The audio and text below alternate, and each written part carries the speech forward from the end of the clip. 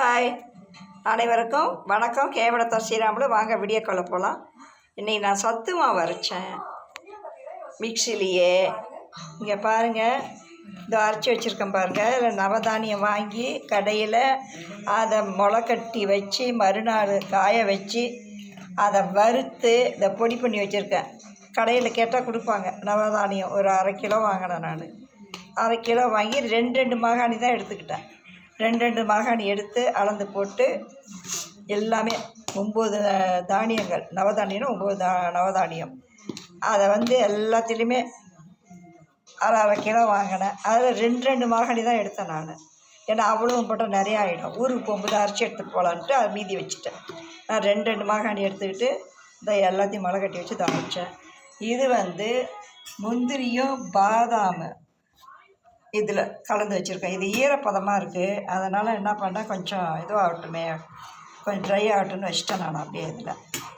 இது ஊருக்கு போகும்போது, நான் யூஎஸ்ஏ போகும்போது பசங்களுக்கு அரைச்சி எடுத்துகிட்டு போவேன்.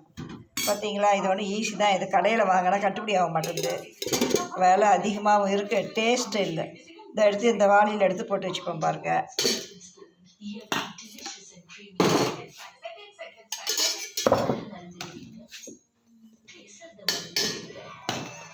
உடம்புக்கு ஆரோக்கியமான சத்து மாவு இது. நல்ல எலும்பெல்லாம் வலுவாக இருக்கும். கை கால் முட்டி வலி எல்லாமே நல்லாயிடும். நீங்களும் வீட்லேயே அரைச்சி இது பண்ணுங்கள்.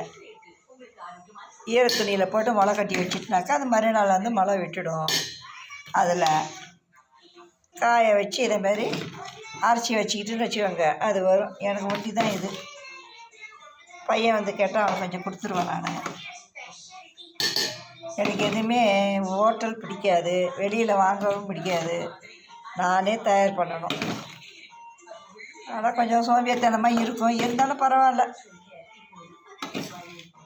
செஞ்சிடுறது. ஏதாவது ஒரு வேலை செஞ்சுக்கிட்டே இருக்கணும் எனக்கு. இவ்வளோ தான். இதை தனியாக ட்ரை ஆகிட்டுன்னு விட்டு காய வச்சு நல்லா.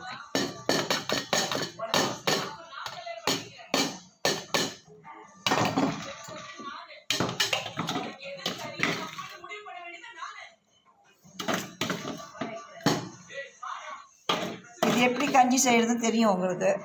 வேணுங்க 2 ஸ்பூனு 3 ஸ்பூன் எடுத்து தண்ணியில் கரைச்சிக்கணும். ஒரு 2 டம்ளர் தண்ணியை வச்சு கொதிக்க வச்சு இதை அதில் போட்டு நல்லா கலரணும். நான் இது தனியாக தான் இது பண்ண போகிறேன். இதில் போட்டால் அது கட்டி ஆகிடும்.